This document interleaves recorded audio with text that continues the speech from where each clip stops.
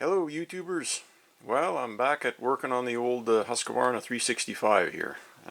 Well, I went ahead and pulled the cylinder off of it and checked the piston out and everything, because I said I thought I seen a little bit of carbon scoring on that front edge of the corner of the piston. Well, kind of a weird turn of events there. When I pulled it apart, I noticed it wasn't carbon scoring. It had a scratch mark on the front corner by the exhaust there on the bottom skirt of the piston, and the piston also had a scratch mark, or a funky little, not literally just a scratch mark, just a weird a blemish, or a little bit of a chewed up mark on the intake side of the skirt of the piston. So now that tells me that something got ingested and ejected out this saw. Luckily, there's no major cylinder damage whatsoever inside of there. Just the piston got a little bit, well, got a couple of score marks, like I say. Not horrible, just so much that you could feel it just a tiny, tiny little bit with your fingernail. And it wasn't, the piston ring or the lancing groove around on the piston wasn't damaged. The top of the piston is fine. There was a tiny little bit of aluminum transfer on the front corner edge there on the cylinder from that rub mark there from the piston, but it wasn't so much as to, it wasn't above the exhaust port, just below the exhaust port. So something went, like I say, came in, went down, up, and shot out, or somewhere in the combustion cycle there. It was something happened pretty quick and it got ejected back out. So who knows, that little bit of damage was done a long time ago. That little bit of aluminum transfer on that cylinder was baked in there. It was basically almost part of the cylinder. So, but anyways, I went ahead and cleaned it up with a little bit of extra fine 6 or 800 grit machinist sandpaper that I have here. I do have Scotch-Brite, but I didn't even warrant, the whole cylinder didn't need a scrub down. I just literally took small pieces, a couple of 3 small pieces, and worked my way on that aluminum transfer, and I literally pulled it up, and because it was stuck in that extra fine sandpaper, and it came off the cylinder fine. So the cylinder is actually has very little wear. To my disappointment, this cylinder was not the quad close port. It was a quad it was a quad finger open port cylinder. Now, they used both styles on these saws throughout their production run, for my understanding. They had the open, semi-open, they had the open port and they had the closed port cylinders. I actually tracked down a closed port cylinder from one of these early 48 millimeters. A guy that I know is sending it on over to me. I will have it in a few days' time, but I will not be using it on this saw. I will be hanging on to that cylinder for the time being, because that was from a saw years ago that he said that he saved that cylinder and piston from a saw that somebody backed over the arse end of it and broke the gas tank in the back shoulder of the casing. So he picked up that saw specifically because he knew it had a closed port cylinder. He stripped the top end and the crank and whatever other good parts he could get out of it, and he saved and saved and saved it. And now I guess he's too old to do anything with it, or doesn't play with saws much anymore. So he said, yeah, Stu, he said, I'll go ahead and I'll sell you that cylinder and piston. So that saw literally, he told me, and I believe him, he said had literally less than 10 tanks of gas through it when it got mushed. So he said the cylinder and the piston are essentially brand new. So I do have a brand new 365 closed port cylinder. Well, will be coming to me here shortly. But anyways, what I did on this one, I would have liked to have put a new piston in it. I have tracked down a couple of pistons as well that I could have, both a Meteor piston, OEM original Molly piston. I do know a guy that's got a couple of, 2-3 of them on the shelf, a new old stock sitting in his part supply, but actually even the price he quoted me is not that bad, less than half of what they would normally sell for. He just wants to get rid of some stock, and I might go ahead and pick up a spare piston too while I'm at it. But in the meantime, I want to get this saw going, so I just buffed up the piston a little bit, cleaned it up, and I did a base gasket delete.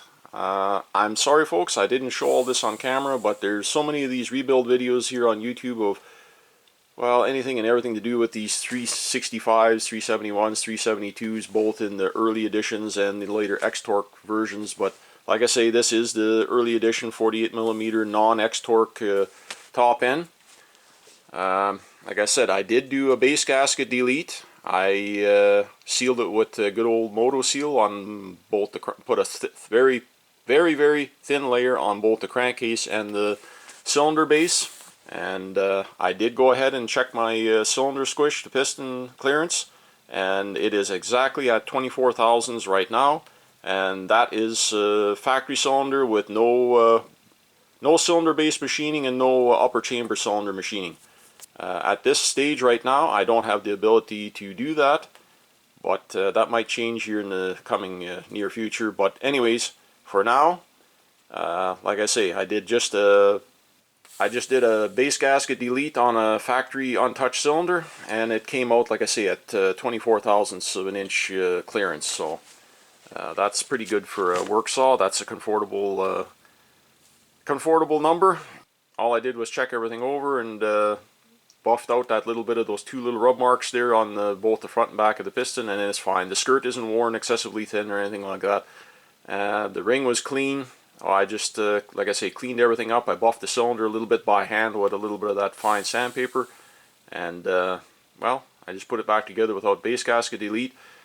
Just to show you, see that I'm not BSing. I don't know, if I can get in here, show you folks. I don't know if you can see or not, but around the cylinder base there is a little bit of that gray Moto Seal in there. So I did take the base gasket out, and like I say, it's been since sealed up. I have the base gasket here somewhere, in case you don't believe me.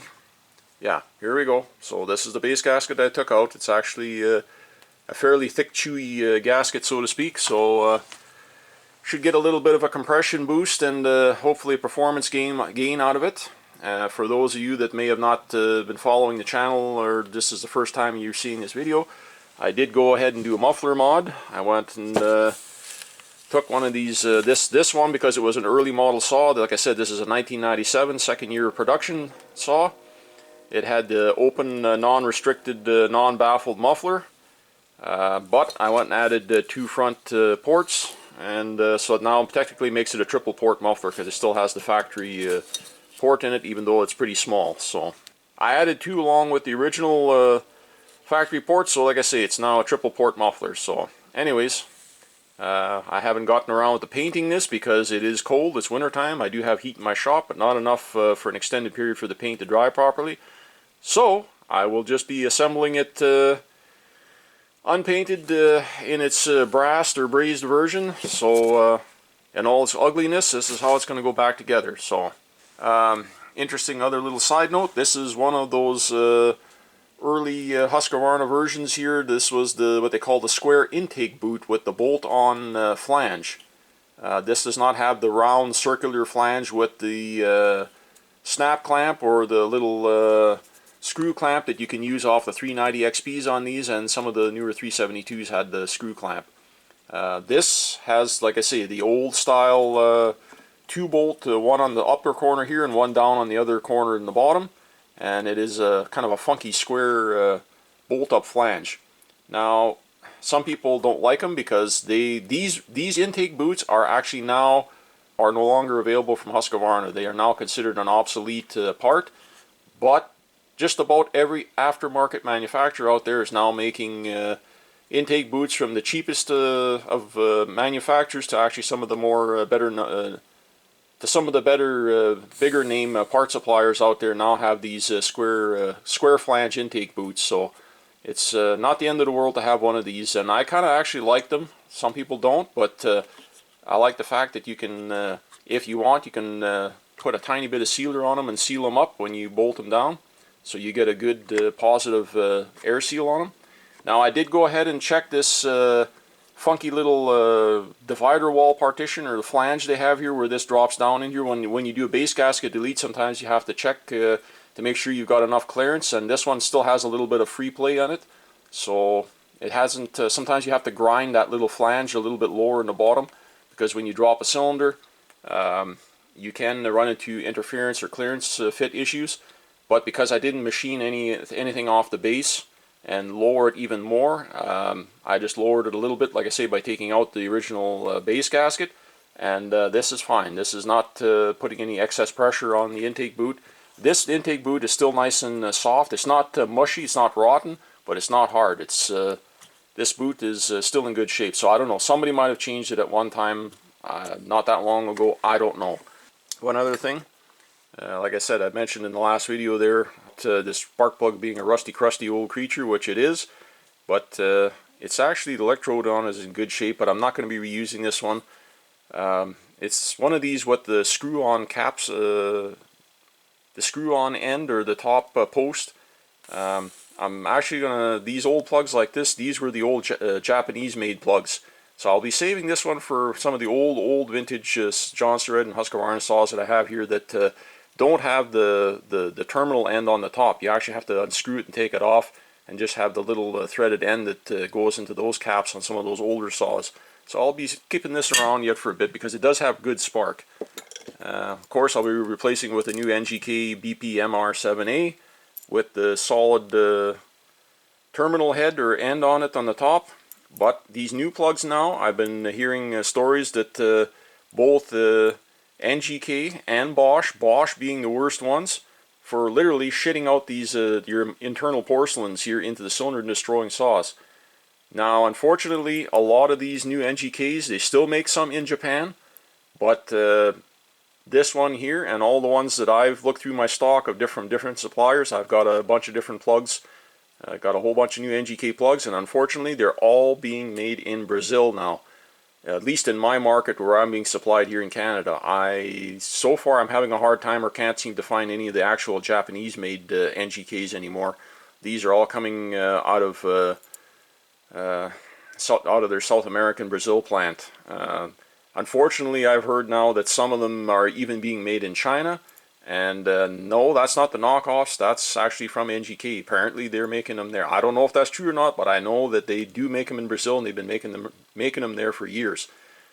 Some people haven't been having any problems. I haven't yet, but I hope that I don't have any problems. So anyways, I'll bring you back here when I start to, we're going to get the muffler mounted up here on it, and put the new plug in, and get a few other little things buttoned up, and I want to get this saw, try and get a test fire on it here and see if we can get it running. Okay, we're gonna go ahead here and get our plug in here quickly, and luckily, like I say, everything, the cylinder threads are good in this saw. Now these new plugs here, when you don't be afraid to put a little bit of pressure on them, because they do have those squish washers under those double lip squish washers. Don't get carried away and strip it out, but it can feel a little bit mushy when you're first putting them in, and you actually have to put a little bit of extra torque on them. Don't just make them barely tight, so that that squish washer has to be mushed down so that it seats in there proper. There we go, that's enough. So anyways, got that taken care of. Like I say, this saw has got really good spark. So as you might have recall in my last video there,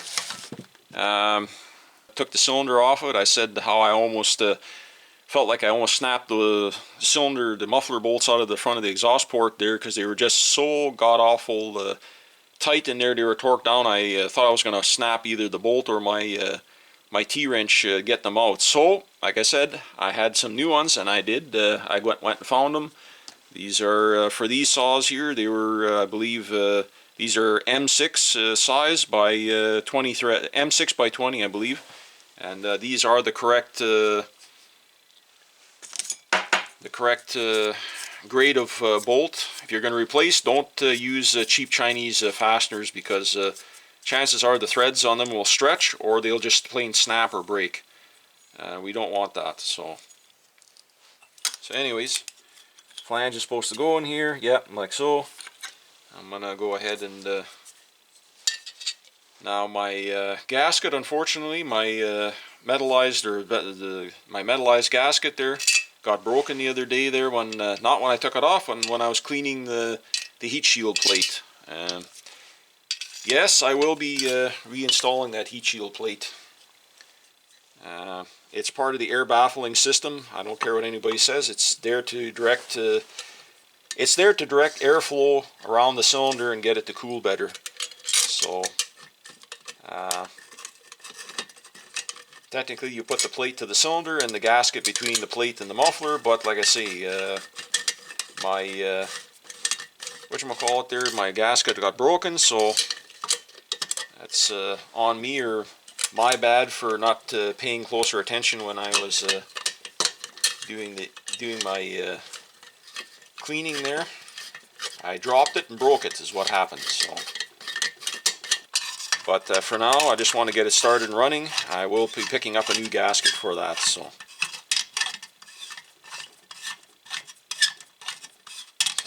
anyways, get everything mounted up here. And I got to go ahead and put my front muffler brace back in here. Just get this torqued down.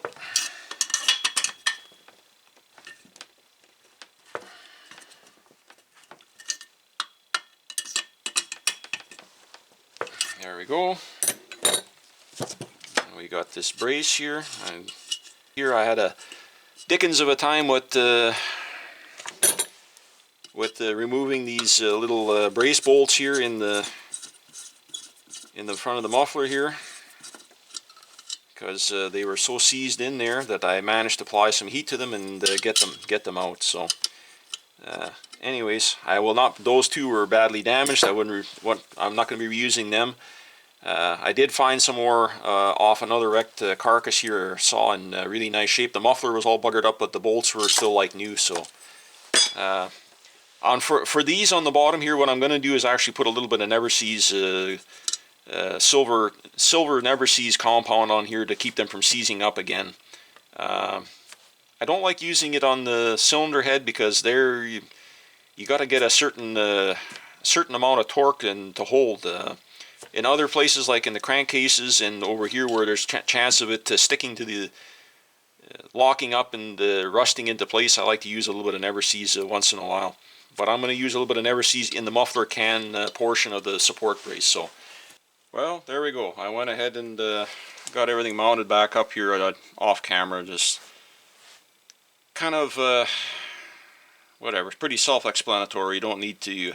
I felt I didn't need to show the whole process of putting 4 little screws or bolts in. Like I say, all I did was use some Never-Seez compound on these on the muffler can ends so that they don't seize and gall themselves in there again. I also went ahead and put a little bit in the crankcase bolts here for the front support brace there. Normally guys would use Loctite, but like I say, I went ahead and used a little bit of Never-Seez because there was quite a bit of the threads were good, they're not stripped or anything, but there was quite a bit of like a white metal corrosion or galling in the thread from the fasteners being kind of rusty. I went ahead and cleaned them up and cleaned them up on a buffing wheel and got the rust off these screws, and went ahead and put a little bit of Never-Seez in there, and everything went together nice and smooth now. So got everything torqued down good, and there we go. Okay folks, well, I went ahead and did a few more things on this saw here off camera here, getting it ready.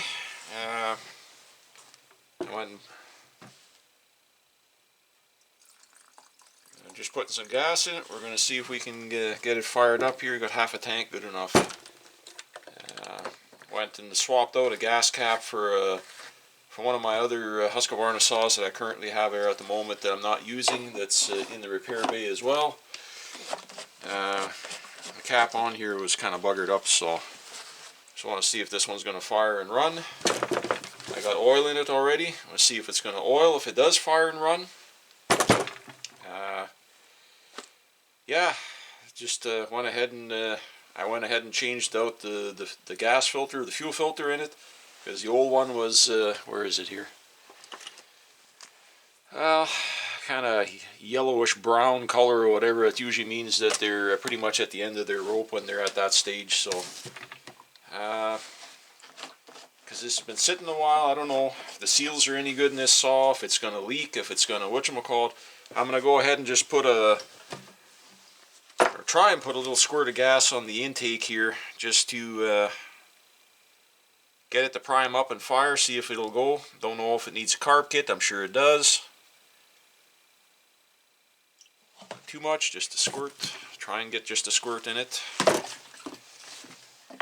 See if it's going to pull fuel on its own. Don't know. Don't know. Full choke. Actually, you know what? When you go ahead and dump gas in them like that, you're not supposed to choke them. But let's see here if we can get this thing to fire. Bring the camera up a bit, maybe, so you folks can see something. See what kind of compression I've got.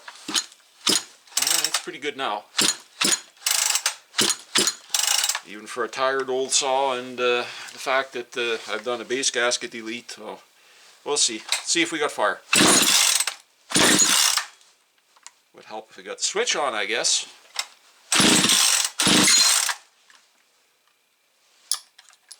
Well, we'll go ahead and choke it. Maybe I flooded it. Oh, we got a fire.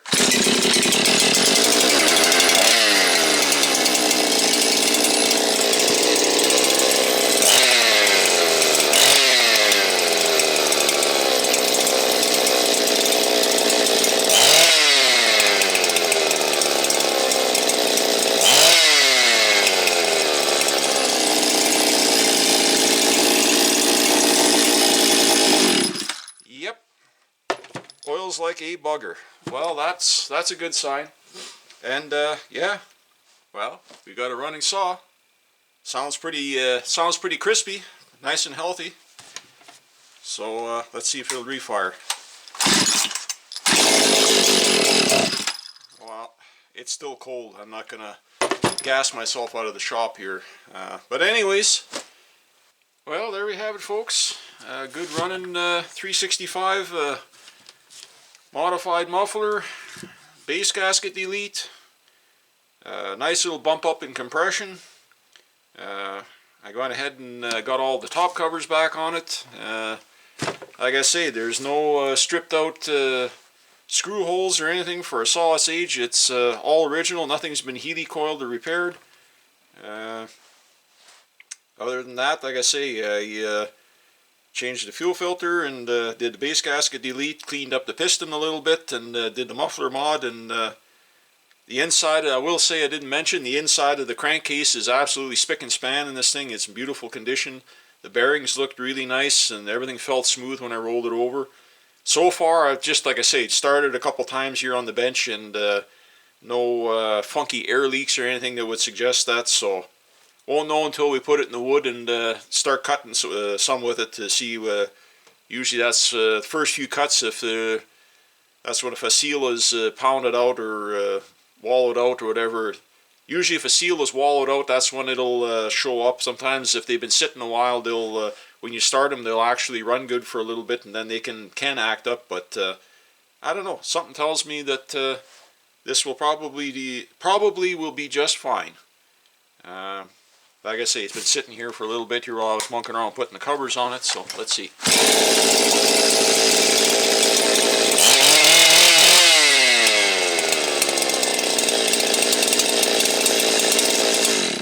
Yeah, whew, that's loud enough for whatever. This is definitely, this thing, oil's slobbering oil all over the place, so that's a good sign. It's doing a good job. It's oiling like crazy, so really happy there. So, well, anyways, the next time you folks see this saw, I'll probably have it barred up and out in the wood, and we're definitely going to put it to work. I got a whole bunch of work coming up here, and this will be one of the saws that I planned on. That's why I've been working on it, because I planned on using, I need this size of a saw for what I need to do there. So I got a bunch of big frozen white poplar to cut, so the old saw will be getting to work out regardless. So anyways, thanks everybody for stopping by and checking out this video, and we'll see you all on the next one. Till then, take care.